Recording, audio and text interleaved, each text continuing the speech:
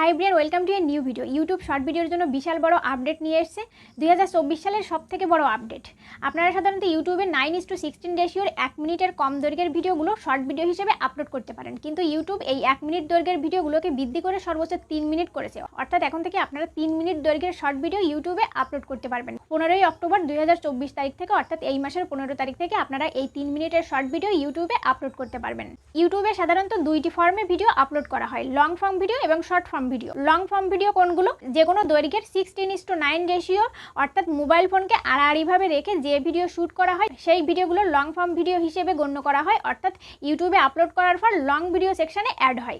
Short form video কোনগুলো?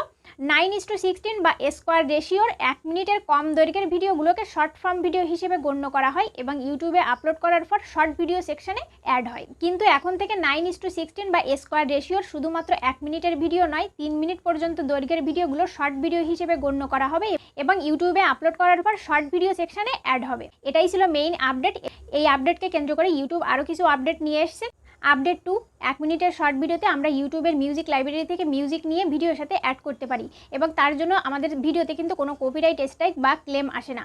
কিন্তু 3 মিনিটের শর্ট ভিডিওতে এখনই আপনারা ইউটিউবের মিউজিক লাইব্রেরি থেকে মিউজিক নিয়ে অ্যাড করতে পারবেন না। আর যদি বাইরে থেকে মিউজিক এনে ভিডিওর সাথে অ্যাড করেন এবং সেই মিউজিকগুলো যদি কপিরাইট কন্টেন্ট হয়ে থাকে তাহলে ইউটিউব কিন্তু সেই ভিডিওগুলো ব্লক করে দেবে। আপডেট 3, 3 মিনিটের কম দৈর্ঘ্যের শর্ট ভিডিওগুলো আপনারা 15ই অক্টোবর থেকে ইউটিউব চ্যানেলে আপলোড করতে পারবেন, কিন্তু ইউটিউবের শর্ট সেকশনে এই ভিডিওগুলো এখনই আপনারা দেখতে পাবেন না।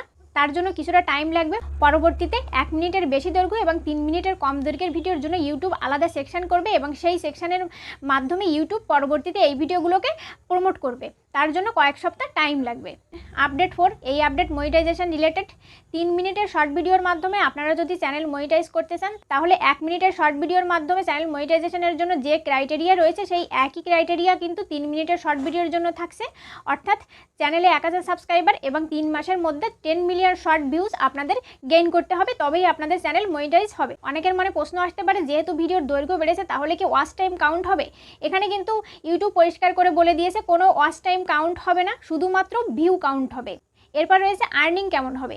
1 মিনিটের শর্ট ভিডিওর ক্ষেত্রে যেরকম আর্নিং হয়, 3 মিনিটের শর্ট ভিডিওতেও কিন্তু সেই একই রকমের আর্নিং আসবে। অর্থাৎ দুটো ভিডিওর মাঝে একটা করে অ্যাড শো করবে, এরপর ওই অ্যাড থেকে যে রেভিনিউ আসবে দুজন ক্রিয়েটারের মধ্যে ভাগ হয়ে যাবে। আপনারা জানেন যে শর্ট ভিডিও থেকে কিন্তু খুব একটা বেশি আর্নিং হয় না, 3 মিনিটের শর্ট ভিডিও থেকেও কিন্তু খুব একটা আর্নিং আসবে না। এগুলোই ছিল শর্ট ভিডিও রিলেটেড আপডেট।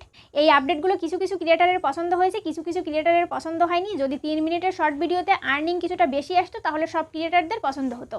এই আপডেটগুলো আপনাদের কেমন লাগলো অবশ্যই কমেন্ট করে জানাবেন। আজকের ভিডিও এই পর্যন্ত, দেখা হবে নেক্সট ভিডিওতে। Thank you for watching.